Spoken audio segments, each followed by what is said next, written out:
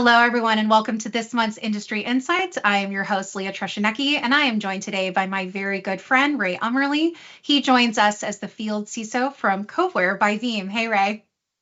Hey, Leah, always a pleasure to be here. Again, field CISO by Coveware by Veeam, 20 plus years of experience, 2 times ransomware survivor, and we've got a lot to talk about today. I'm looking forward to discussing these things with you. We have so much to talk about. And the fun part of this show today is that Ray and I are both Star Wars fans, in addition to a bunch of the folks on our production team. So hopefully you guys are ready for even more Star Wars references, because May the 4th be with you couldn't possibly be the only way that we talk about Star Wars on this show. So before I do that, though, I just did want to brag about Ray for a second, because we were so fortunate to have the Coveware team as a part of the Veeam family. For those who don't know, Coveware is a really amazing arm of the Veeam family that works directly with organizations on incident response strategies, both from a technical perspective, but really, I think mainly, Ray, on the people and process side.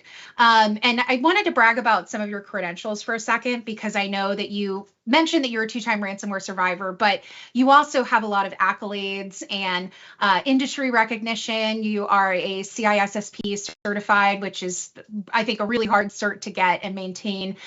You also hold a master's in computer information systems from Boston University, which is a wonderful city. So I just wanted to take a second to brag. I think it's important. I appreciate. I actually don't like talking about myself very much, so I actually appreciate that you have a slide for that. But by the way, the headshot, wonders of light and makeup. So just letting everybody know, that's not typically what I look like. So as you can see. So.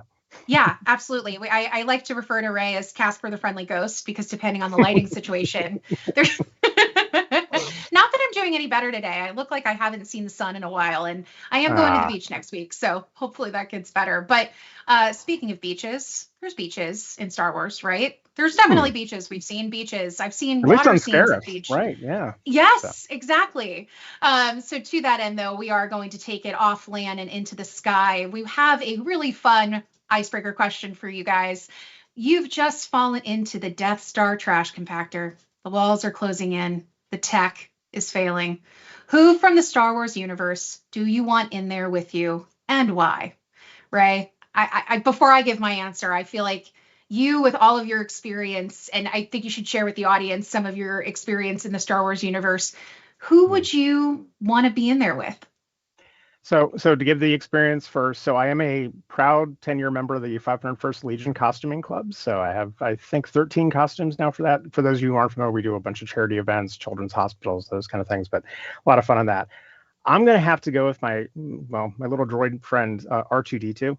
I mean, talk about individual heroics, and the opportunity to just kind of turn the tide of so many things does not get enough credit, right? But I think that's my go-to in this situation. He definitely doesn't get enough credit. Everyone needs a good protocol droid in their family. Obviously, if I'm being chaotic, I would want to say Jar Jar, mostly because I subscribe to the fan theory that Jar Jar is actually a dark Sith Lord. And right. And if you rewatch episode 1 with that lens, I think it's a lot more fun. It also is more fun to watch the Clone Wars shows through that lens, although the Clone Wars show is my favorite. So to that end, my all-time Star Wars character is Ahsoka Tano. So I would, of course, have to pick Ahsoka. I think that having 2 lightsabers would help a lot in this kind of environment. Snips is obviously really good at getting scrappy and breaking the rules, because she is, of course, Anakin's Padawan. So I'm going to go with Ahsoka, and I feel like I win in that scenario. Let's not forget, R2-D2 is part of the problem of why they were stuck in that trash compactor in the first place. So But honestly, I think that equates pretty well to some internal IT where you get both the blame and the credit, or vice versa. So, but Ahsoka, great choice. And playing in the area of gray, because as we're going to talk about today, there's not a lot of things that are black and white when we think about recovery from these events. So there's not a lot in the black and white, and certainly between General Leia Organa, of course, my name being Leah, I can't ever get away from those references, and I'm a big Carrie Fisher fan anyway, all the way to Ahsoka Tano. There have been some pretty incredible leaders in the Star Wars space who tap dance into that world of the gray. And if you guys have your own feelings of whether or not a gray Jedi is real, please put that in the comments below. Production is letting us know that Obi-Wan is their pick. And I can't disagree. I mean, especially when you think about the full canon of content that we have about Obi-Wan, he really builds, I think, some of the most wisdom and some of the most skill. I think I'll always be a Qui-Gon fan, again, because I think this gray concept is pretty interesting. Although, if for the people who like a good deep cut into the Star Wars universe, Dave Filoni and I think Freddie Prinze Jr., if anyone's ever seen that very viral, very spicy clip of his, they wouldn't agree. There's no gray. There's good and evil, and it is an allegorical story that George has been telling for decades. So. Yeah. Well, and for those of you who haven't seen it, and again, just quick pitch and promotion, the Obi-Wan show where the Anakin Yes. Obi-Wan reunion still gives me chills to this day. It's truly one of the best. Although I'm a big Andor fan these days, because it's pretty incredible. If you haven't seen Andor, get through the first 4 episodes. It is slow, but it all pays off. No spoilers in the chat, though. I'm behind on season 2. No spoilers. Also, if anyone wants to debate me on this, this is actually something I'm very well known for in the Veeam team. I am a defender of The Last Jedi. I actually think it's the best of that trilogy, and it's not the worst Star Wars property. I think we should start talking about business continuity, recovery, and clean. Yeah. Please fight me in the comments. I will, after the show, come back and engage with you, because I really will defend The Last Jedi and our weird hero obsession that we have in pop culture. But nevertheless, speaking of heroes, we want to get into business continuity, disaster recovery, and who better to exemplify the hero of backup and disaster recovery than Mr. Clean? I didn't have a chance to look up the prevalence of Mr. Clean as a brand worldwide. So if you don't know who Mr. Clean is, I'm so sorry. Mr. Clean is this really funny character in the United States that's been on our television screens for decades. And I thought he was really funny to reference here, because Ray and I today wanted to spend our time talking about the importance of clean recovery. That's why we had a trash compactor joke, all of that. So we'll definitely be keeping the clean references and the Star Wars references going throughout the show today.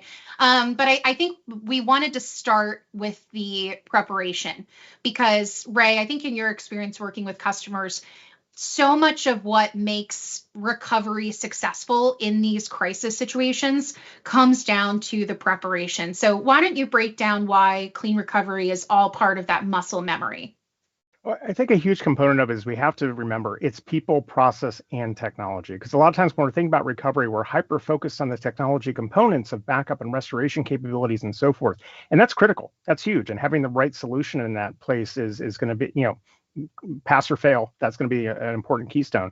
But the people and process side of the house is where a lot of organizations struggle, because they haven't gone through kind of, is our plan reflective of what we would actually do in the course of an event? Is everyone aware of the plan that we actually have in place? How do we escalate? How do we communicate? And how do we operate? And you want to assemble that before an event. That's the last time. You don't want to assemble it during. You want to execute during the event itself. And so being able to work through those motions, those mechanics in peacetime, identify those gaps and opportunities, that's a critical piece of it, because the reality is you will always have to account for different event-specific nuances and pivots. But having that foundational muscle memory established, so you at least have a North Star to work towards, really does determine the difference between kind of a optimal outcome and a less than optimal one. I think that muscle memory piece is key too, because it implies repetition, practice, dealing with the failures that come from that. For anyone who's played sports, for anyone who has done anything creative or team-based, I think a lot of that repetition and dealing with the failure is key. To that end, I really would love to hear from you guys in the audience. And we are streaming from many different platforms, but we've got a production team that's watching all the different comment boxes. So please let us know any questions you have. If you want to fight me on The Last Jedi, please. I love picking a fight. But in particular, I do want to hear from you guys. Which part of your recovery playbook could use more reps? That repetition is key. So should it be running full tabletop exercises, practicing escalation paths, verifying last known good copies? We're going to talk about that a little bit later. Aligning with security and legal. Those are sometimes black box organizations that we don't spend enough time with. Or honestly, is it all of the above? Which I have a feeling it's all the above. Ray, I'm looking at your face, and I think from your customer experience, it's probably all the above.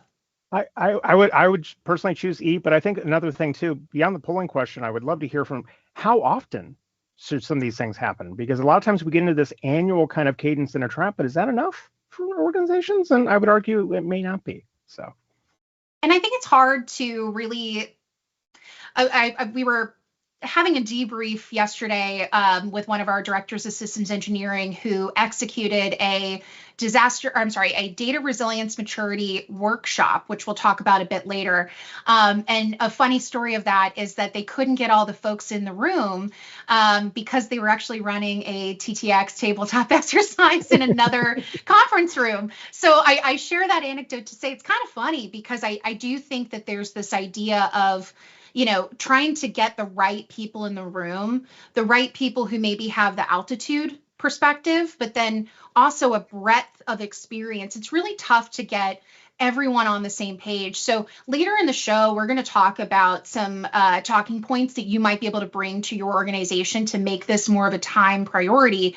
Because Ray, in your experience, when you've looked at organizations that are ready for the worst to happen, how often would you say that they run these kinds of exercises? well, I think in general, we have to kind of break this up a little bit. I think there's typically a once a year tabletop that's holistic across the organization because you're hurting a lot of cats at that time. And time is probably the most critical resource when you think about putting these things together. As you mentioned, a lot of things are happening in parallel and timing of how the business is operating.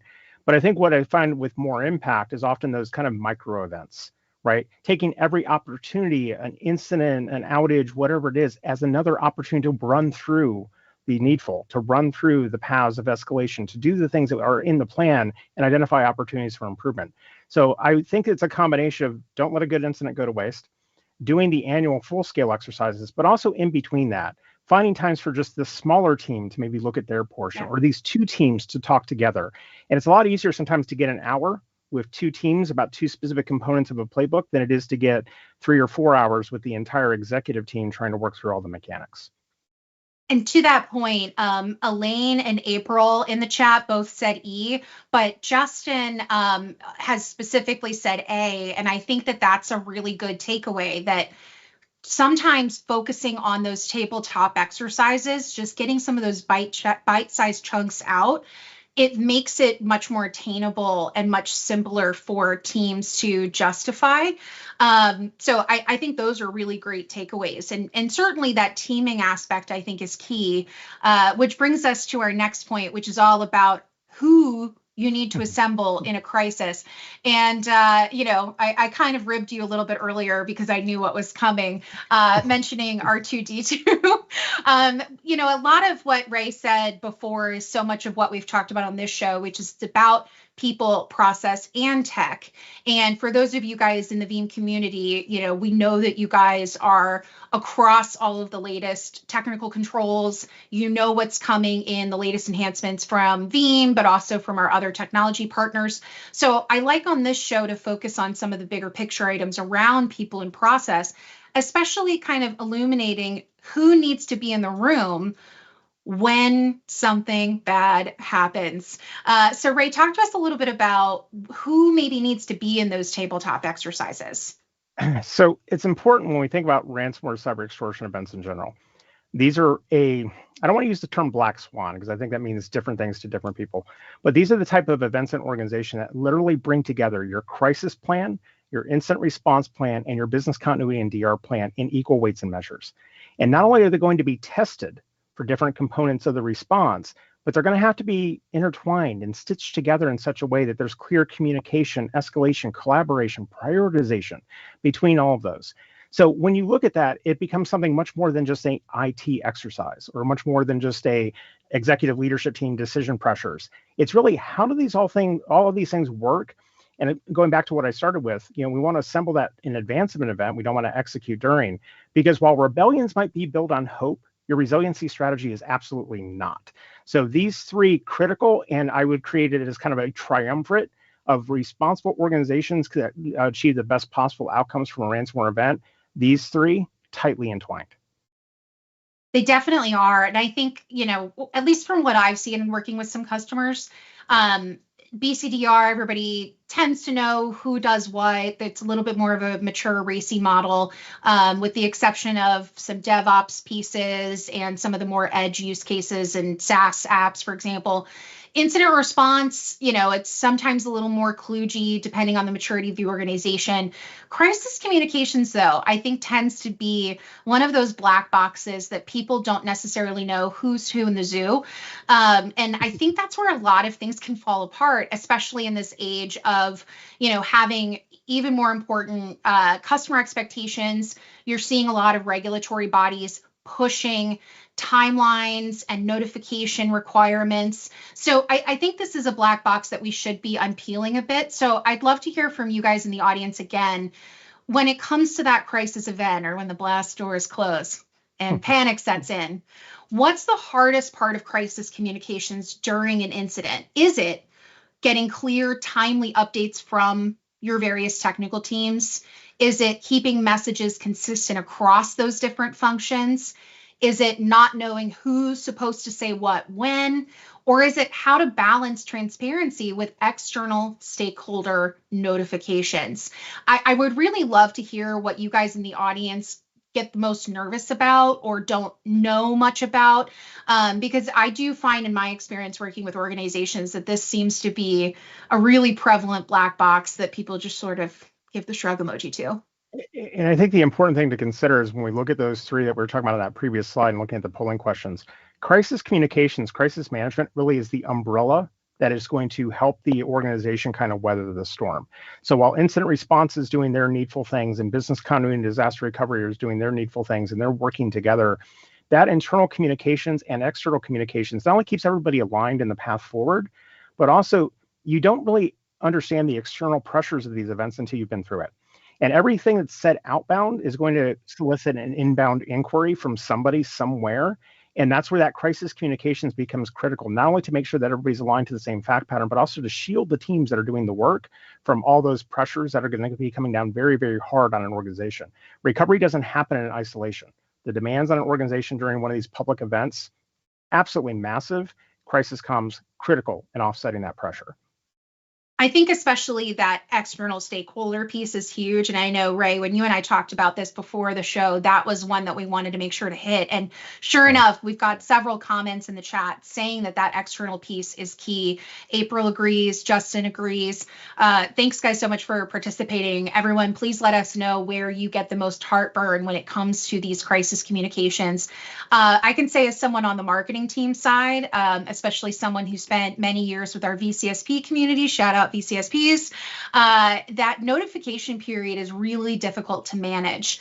And it tends to be what makes the news the most, which from a FUD perspective, I think is really key. So something that we wanted to spotlight here is some breaches gone wrong when it comes to clean recovery specifically. And we really could go on and on, Ray, about these kinds of examples. Maybe we go ahead and start with Henry Sheen. So this is one of our favorites to talk about, primarily because I think, Ray, you love talking about Black Cat as an organization. I think they're a really interesting group to follow. Certainly, they stretch the bounds of what we're seeing from the adversary space. So specifically, Black Cat infiltrated Henry Sheen systems. They encrypted 35 terabytes of data and obviously stole very sensitive information from manufacturing and distribution operations. It impacted multiple countries that they operated in. But specifically, when it came to the recovery piece, they tried to restore systems, but during negotiations, Black Hat actually deployed a second encryption. And it relocked those files just as recovery was nearly complete. So ultimately, the downtime cost them likely about 150 million. That's what some estimates are saying. And specifically, there was a lot of heat about the disclosure process because it wasn't until late in the following year that they confirmed 166,000 individuals were affected. So this is definitely one to learn more about and pick apart. What are your thoughts, Ray? So two things here that I think this highlights for organizations. One, containment eradication of the threat is a precursor before any recovery. So when we talk about clean recovery, if the threat actor and the malware are still in the system, the likelihood of reinfection, re-encryption is significantly higher. You cannot skip or rush past that step. So that's a critical component to highlight. And the other part is it's really hard sometimes to get these disclosures right. But when we think about how organizations are measured in terms of public perception in these events, I've long been an advocate, again, two-time survivor myself, that you're measured on the occurrence of the event, which it seems like every organization has a breach at some point in time, but more so, more heavily weighted on how you responded and how transparent and how quickly were you about those things. Now, that doesn't mean rush to disclose with imperfect facts, but waiting too long is actually to a detriment, because then people are like, well, what were you hiding? Why did it take you so long? Especially if it has to do with personal information and those kind of things. So I think it's important, again, responsible disclosures in a timely way with purposeful speed. But that containment eradication, you can't skip that necessary step before you get to recovery. Absolutely. That piece is really key. And that's where the sequencing of events, I think, is really challenging. And it's so important to then have that verified clean recovery point, because then you know that you've at least got that insurance policy to pull from, regardless of what methods you take. And that becomes kind of a common theme as we look at some other cases. Norsk Hydro is a manufacturer over in Europe, and they did have backups to restore from. But overall, the attack ended up encrypting over 3,000 servers. And because they didn't have the right kinds of backup, clean recovery points, but also at the metadata level, understanding how all of that was orchestrated, they were really in a tough spot and having to operate manually for quite a while. They also refused to pay the ransom, and it overall took somewhere in the estimate of $70 million to rebuild those systems through a lot of manual processes. Overall, their response earned a lot of public praise, because I think that it's important that we take a look seriously at when to pay the ransom and when not to. So anyone who makes that choice not to is definitely doing a good service to the overall world. But it definitely costs them heavily to take that kind of option. Any thoughts, Ray? Well, I think this also highlights another aspect of this. When we think about recovery, and it goes back to the preparation and understanding of what does clean mean and what does recovery mean, there are a lot of things that we look at in isolation. This application's recovery time objective and recovery point objective is X. Well, that assumes a lot of things. One, that we have a whole bunch of tier 0 independent infrastructure in place, that we have containment eradication, and also that assumes that one application. But what if you have 20, 30, or 40, or 3,000 servers? What's the order of operation for that? What's the prioritization look like? Those are the kind of challenges that if you haven't kind of modeled it out in advance, quickly take a 4-hour RTO and turn it into 4 days, 4 weeks, or 4 months, depending on all the things that need to be done. And I think that's an important part of a lot of organizations' continuity planning is don't look at it just in isolation. Think about a wide-scale digital disruption. What does it really look like as I start to factor in dependencies? And that will help to start to reset realistic expectations of how long would this recovery actually take me if I had to do it. And speaking of that point, I think something that I always like to talk about, and if you guys want to learn more about this, I actually did a webinar on this topic, and it should be available on Veeam.com. I'm sure we can find it and put it in the chat as well. I did a webinar specifically about third-party supply chain risk, and I did that interview with our VP of Governance, Risk, and Compliance here at Veeam, who's in the security organization. And one of the cases that we talked about was an organization called CDK Global. And what's interesting about that is CDK Global had a ransomware attack that shut down services, but it became this huge supply chain issue because they were providing technology services for over 15,000 auto dealerships. So this is one of those things where, in this increasingly globalized, interconnected world, we can't just think about our own tier 1 applications that we host ourselves. And I again, an interesting anecdote that I was talking with this director of systems engineering about, he was probing the team he was talking to about who's responsible for what. And it became this game of hot potato. And especially when it came to third-party services, it became an even greater game of hot potato, not knowing who would be responsible for ensuring the recovery of those kinds of services. So I draw that parallel to say, it's not just about your tier one VMware applications, right? I know, Ray, we talked about the MGM attack from a couple of years ago being one of those perfect examples of not having clean recovery, of an attack that impacted some legacy ESXi hosts. So that's some of the classic experience that you think of. But as threat vectors and adversaries become more sophisticated and want to play on that trust, they're looking more and more to where they can throw chaos in with all of these third-party services.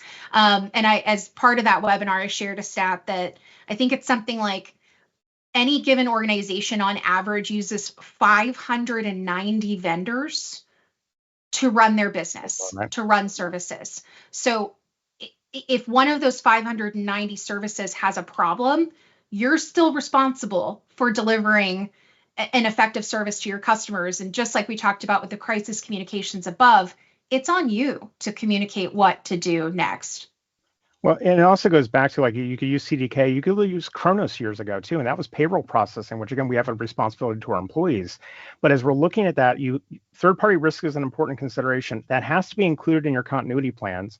And keeping in mind that all the ones that are at that tier one may not necessarily be the most critical. You'd be surprised how many kind of fall into those tier three, tier four, just based on spends or whatever, but they're critical to your operations. But the other piece is, and this kind of cuts across all these, whatever your alternative plans are, your manual processing, whatever you might do to limp along while those providers aren't available, what is the runway for that? Because those aren't always sustainable forever either. So what does it look like when you maybe have to switch to a different provider because you've extended all resources of whatever that is? That's planning and preparation. That's really important to consider when we think about those supply chain impacting attacks. It definitely is. And hopefully this isn't too much FUD for everyone in the audience, but we did just want to kind of set the stage of the stakes here because it just makes it even more important. And hopefully these become good talking points to advocate for time spent in tabletop exercises and some of the things we talked about earlier. Here's some other ways that you can talk about the strategic importance of clean recovery, and specifically throwing in some gotchas that most people maybe don't think about. So one of the really, I think, very effective ways to talk about principles of cybersecurity is called the CIA triad. If you don't know it, ask your ChatGPT to summarize it. But the one that I specifically want to focus on is integrity, because I really think that's the outcome that you're driving towards when it comes to clean recovery, maintaining the integrity of data. Certainly there's other applications, but I think that's a really big piece of it.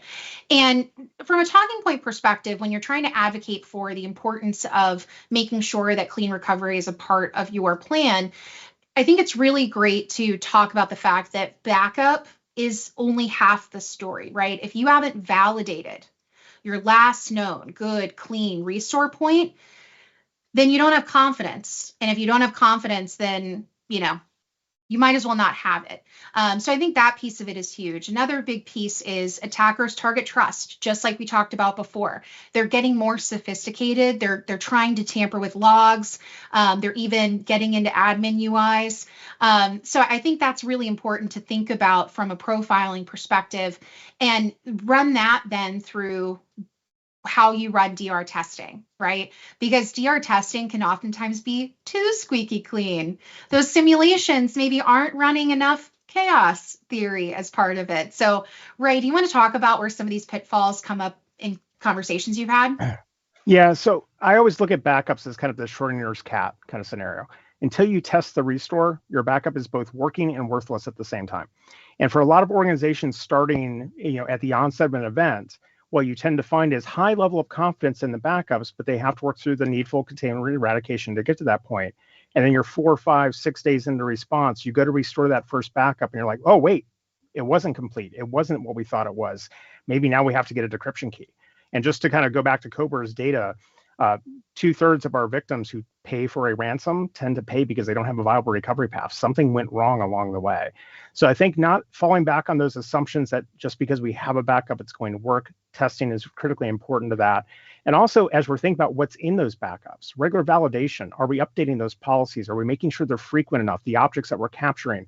Because applications change, systems change. Are we adjusting the backup schedules to that? Because that's your North Star during an event. That's your best path forward to recovery from a ransomware event, is to have a backup that you can restore to. Viable backups mean a lot of different things, but frequency, completeness, security, integrity, all vitally important to clean recovery. And things you shouldn't make assumptions about. And speaking of that, I'll do a nice segue. Thanks again for folks who are participating in the chat. Prahlad, thank you so much for your comment. April also is pointing out the fact that I made a bad assumption here. I'm assuming that everyone knows what Star Wars is, and I shouldn't make that assumption because I personally have people in my life who have never seen a single Star Wars property. So her answer was Tommy Boy, and that's because there's a scene from Tommy Boy where he says, "Luke, I am your father." And that's where that intertextual references come like in a handy. Good Chris Farley reference to it. It's always good. I'm always game for a Chris Farley reference. So thank you so much, April, for that, because that made us and the production team laugh quite a bit. I don't know why that text looks weird on my slide, but here we are. I shouldn't make assumptions that text is going to show up correctly in PowerPoint because Microsoft. I can't get through a show without joking about Microsoft because obviously I'm an ex-Microsoft employee.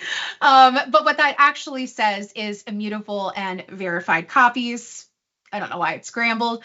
But specifically what we're talking about here is what you can do to make clean recovery a critical part of your data integrity strategy. So we're really big fans of talking about immutable storage. And in fact, we're going to talk a little bit about some of the techniques and technical controls that you all might use in the community. So start brainstorming now of what technical controls you use to keep your backups clean. But I think that immutable piece is so key, and there's so much data that organizations are just keeping snapshots of and not thinking about how to air gap, how to make it immutable. There's different techniques. So that piece is key. Keep brainstorming on that.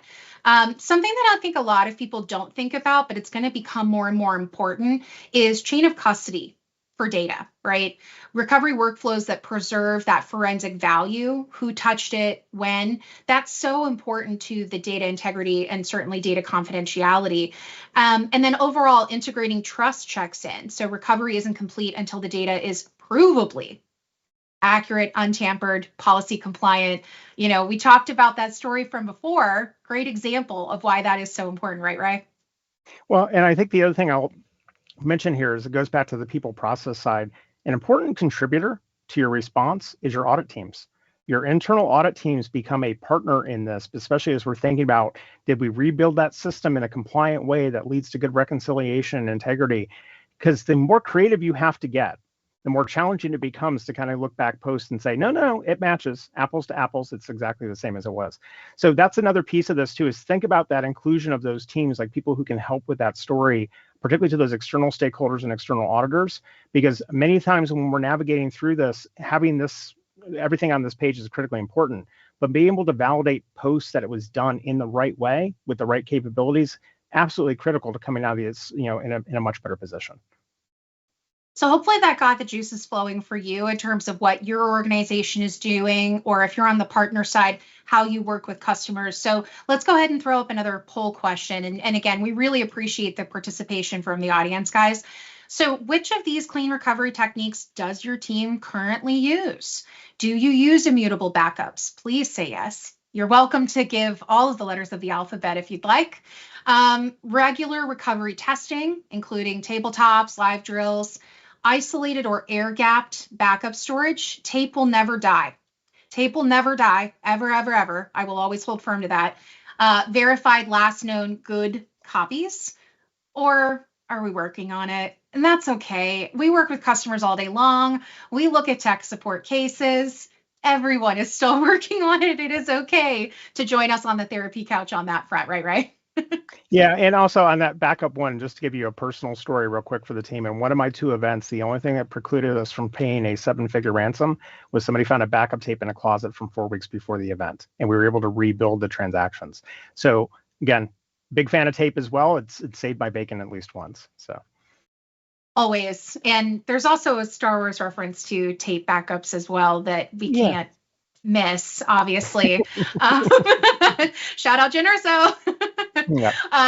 And again, I'm so sorry for the folks who don't know Star Wars, because this is easily the most pop culture we've ever gone on the show. But Ray and I are huge nerds, as is production, so we can't really help it.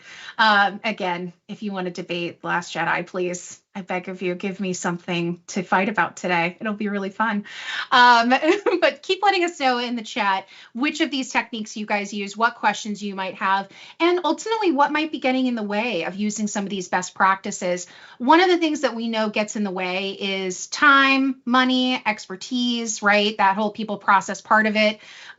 Justin is saying F all of the above, which totally agree.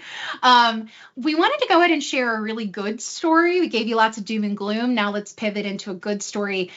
We recently had a chance at Veeam to catch up with a senior systems engineer at one of our customers called Lamps Plus. They're one of the biggest lighting providers in the United States. And at Veeam, he actually shared his story about not only backing up a lot more of their data using Veeam, but also his experience using our new solution, Veeam Vault, which creates a turnkey opportunity for immutable storage. So let's go ahead and roll the clip, and then we'll talk a bit about their experience. If you want to architect data resilience and portability yourself, there's no other solution than Veeam. My name is Eric Denholtz. I'm the Senior Systems Engineer for Lamps Plus. We are the largest specialty lighting company in the United States. We offer over 90,000 interior decor designs, specialty lighting, and other things for your home. We have a thriving e-commerce store and over 30 brick and mortar shops throughout Western and Central US. I had a lot of tall orders to ask when I wanted to architect this Veeam infrastructure that we have. There's a massive amount of data. It's growing 15 to 20% per year. And one of the challenges obviously is not only securing that data, but also making it portable. Veeam helps us achieve better data protection coverage. I chose Veeam Vault for our backups really for price, performance, and ease. Veeam is my number one security product. First thing that we were able to do with Veeam right away was take our protection coverage from 40% to 99.9%. It might even be 100%, honestly. We can now recover data, whether it be files or entire systems, in minutes and hours, where it used to be days, if not never. We have all types of security layers, but when it comes down to it, my immutable storage that's air-gapped in the cloud with Veeam is my number one protection. With Veeam Vault, I know exactly what we're paying. I know exactly where we're headed, and it's all within the Veeam ecosystem, which is, an ecosystem I trust.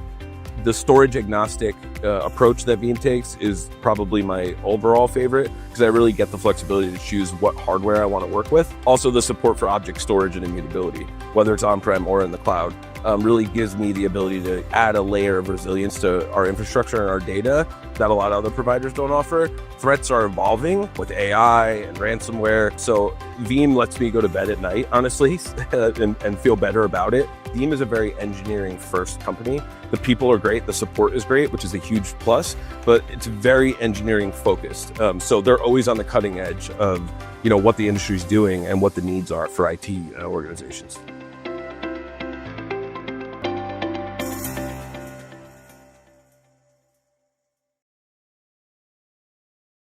And, we always love hearing stories like that from our Veeam community.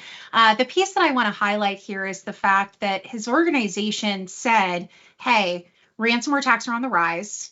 We are in the manufacturing space. We need to be more vigilant. Let's invest in backup and recovery as a way to improve our security posture. And I think, Ray, it sounds like when you talk with organizations, that's becoming more and more common, that I think we're used to backup and recovery being a basement level IT operations function, a sort of set and forget. And now we're seeing a lot of organizations actually proactively prompt these sort of improvement projects to bring you up on the best practices. Is that something you're seeing in the field? Absolutely, because I think if you look at the idea of resiliency, there's a lot of components of left of boom versus right of boom. I think a lot of organizations are looking at it's an explosion, right? And I can't ignore the fuse, but I also can't ignore what happens on the other end of it. And I'm seeing a lot more security organizations take a lot of interest in that disaster recovery business continuity side. In fact, many CISOs now actually pulling in that functionality as part of their remit. if not as a direct kind of reporting, but at least as a verification function to say, are these things aligned with our overall posture of how we respond to these events? And it is important because we talked about it earlier, it's all connected, but the ultimate recovery from this is often determined by whether or not we have those backups and we have the capability to actually rebuild. I think that piece of it is really key, right? Whether we have the capability to actually rebuild. And I would imagine that the Veeam community knows all too well that that is a very long and hard journey. We'd love to hear from you guys in the comments, what the sort of culture and pulse is in your organizations right now. Do you feel like backup is still this thing that you have to fight for strategic importance of, or are you starting to see the tides turn? We'd love to hear from you guys on that front. And if you need help with that, you guys hopefully might have seen our last show, our data resilience maturity model show. So just to plug that a little bit more, and again, check out our show from last month to really get a deep dive on this maturity model. But the idea here is we worked with several outside partners, including McKinsey & Company, Palo Alto, Splunk, Microsoft. We had consulting from the wonderful professor at MIT, George Westerman, who actually had a chance to sit down with at Veeam, and I think we have a webinar out there with us as well. But we found through a lot of this introductory research as we were assembling this maturity model that there are a lot of gaps in what executives think is happening from a readiness perspective versus what they're actually capable of. In fact, 30% of CIOs that we surveyed believe that their organization was above average in data resilience, and those were the same ones that found that they were in Horizon 1 or Horizon 2 in maturity, which has a lot of basic best practices that aren't implemented as characteristics of organizations in those horizons. When we broaden that research, we find that a lot of the pain points come down to silos, fragmented strategies. So much of the people and process that we've been talking about here today. And I think one of the biggest ones that Ray and I wanted to talk about is around meaningful KPIs, because we have a fun phrase in Agile: what gets measured gets done. And I think that proves positive. And certainly we see a lot of cybersecurity frameworks proliferating. We see different countries even starting to offer free or paid certifications to be able to measure readiness and try to establish some of these KPIs. And a lot of organizations that we surveyed as part of our research also reported the same thing, that they don't have meaningful KPIs, that they ultimately ended up falling short. So Ray, is that something that you spend a lot of time talking about too, this sort of shared definition issue? I think it's a combination of that, as well as how do we qualify and quantify whether or not we're actually making progress or where we actually stand. Because as I look at this, and these three tell a story, and the story that starts with is essentially overconfidence in our capabilities. A lot of that isn't driven necessarily by ignorance, but just lack of visibility and lack of meaningful measurement. It kind of goes from well, in my gut, I think we're okay, versus we can actually mark ourselves against something and say we actually are. And so I think it becomes really important, because without that kind of benchmark North Star to lean towards, to say, how do we actually quantify this in a meaningful way and demonstrate measurable progress over a continuum to say we are actually at our readiness state? It is just a gut feeling. And I think that's the challenge that a lot of organizations face. And the problem with those is those are subjective, and they often don't play out as you would expect when the fire actually hits. And that's the key part, right? You'd rather know where you're going to scramble to and what you're going to be able to hit before the fire actually comes for you. So I think where a lot of organizations that we deal with run into challenges is where you put your investments. And I think that's what's been some of the early feedback we've gotten from folks who have gone through the DRMM, is being able to assess where they fall on these different best practices. They discuss as a team. One of the things that we've done in the workshop experiences is use an Eisenhower framework, and maybe on a future show I'll include an example of that for an Acne Inc. so you guys can see what that might look like. But the idea here is, where should we prioritize? Because there are a million of opinions.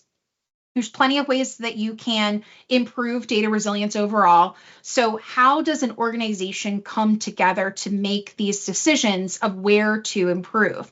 And one of the nice things about the maturity model that we have is that we actually ran this data through 500 organizations last year.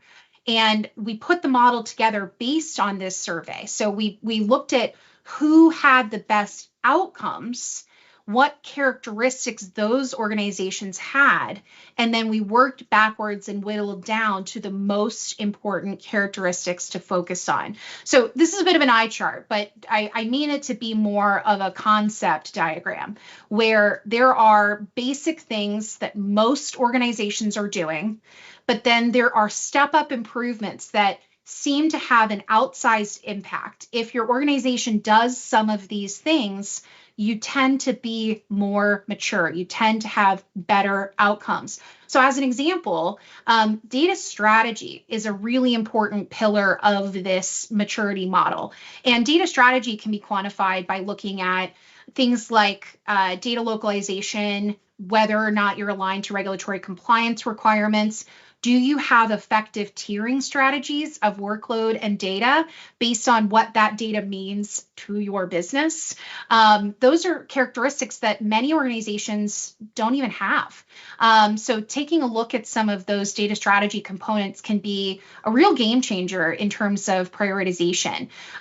Even something as simple as whether or not an organization has a chief data officer in seat can have a massive impact. Same thing goes for a chief resilience officer. If an organization has a C-level that is responsible for this outcome, it tends to have an outsized impact on whether or not that organization is mature. We have lots of these materials published on Veeam.com. We'll be sure to share some of these ebooks and blogs that we've been posting in the chat. You can look at our show from last year or from last month as well. But Ray, bringing you back into this, I think this idea of maturity and step-up improvements, that's a lot of what I think your team focuses on too when it comes to running these tabletop exercises and doing monthly TTP analysis. It's really trying to help everyone stay ahead of what's next and prioritize their time, right? I agree with that because I think, one, there's so many things you have to consider that prioritization becomes vital. But the other thing is we also have to look at this as a life cycle and a continuum. I use that word twice, but I don't get a chance to use it very often. Because the reality is, as we're thinking about cybersecurity and resiliency, entropy and decay are real. What we do today will be very different than a year from now, 2 years from now. And if we don't do the necessary care and feeding and maintenance and revisiting at the appropriate stages, that's when those gaps start to emerge, the cracks in the foundation start to emerge, and then we find that we're not as ready as we thought we were. So I love the maturity model component because, one, it helps to prioritize a component of these are the things that are going to be most impactful for us today. But here's our next evolution, and our next evolution, by the way, we can always go back to and make sure that we can revisit and say we're still proceeding. So we're not just climbing the stairs, but we're not losing our way along the path. So it's important because a lot of organizations that I've seen hit by breaches and hit by these events, they thought they were prepared, and then you dive into it a little bit deeper and they actually assess themselves maybe 3 years prior. But a lot happens in 3 years. Leadership changes, organizational changes, budgets, constraints, and they weren't as ready as they thought they were. And it comes full circle to that muscle memory component that we talked about at the top of the show. So I think, I had other things to say, but you can't stop a full circle moment. I think that's where we should wrap the show.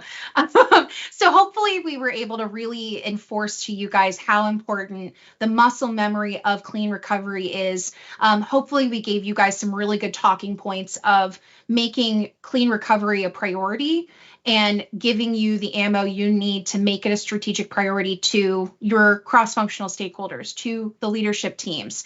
And certainly we are happy to help with that as well. Reach out to the Veeam team if you need help making the case for data resilience improvements and clean recovery improvements. Because as you saw from just those very simple set of clips, news articles, this is going to keep happening. AI proliferation is making ransomware as a service, so much scarier, moving so much faster, innovating so much more. So we as a community need to stay ahead. We need to be sharing these best practices and insights. So thank you all so much for joining us. Hopefully Ray and I are able to connect with you guys on future shows. If you, again, want to debate me about The Last Jedi, please, I beg of you. But with that, thank you all so much. Ray, any last words? I'd like to say may the force be with you, but I think that's your line, so I'm probably stealing it. But yeah, thanks everyone for attending. I always love joining you, Leah, for these conversations, and hopefully many more to come. So many more to come, because the force is with us all. Thank you all so much. See you on the next show.